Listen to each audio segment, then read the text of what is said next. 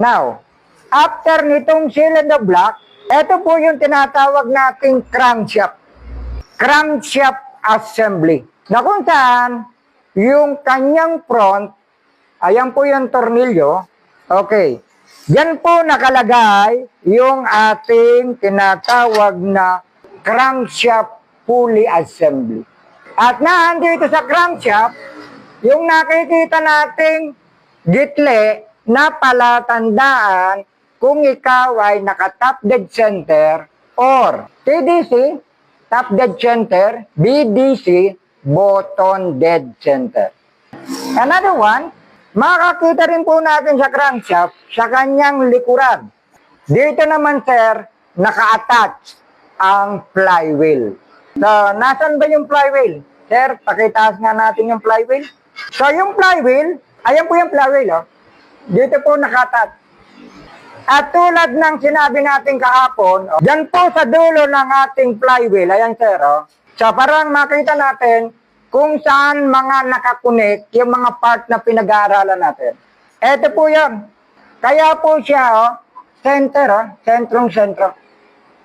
Kaya nga tulad ng sinabi ko sa inyo kahapon, na kapag umikot ang makina, iikot ang crankshaft, iikot ang transmission.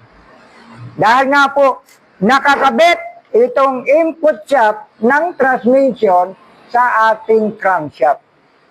Na kung saan, dyan din natin nakakabit yung ating sinasabing flywheel.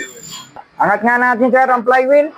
At tinan nyo, pansinin nyo, ang flywheel po ay heavy metal, heavy part metal ng ating sasakyan.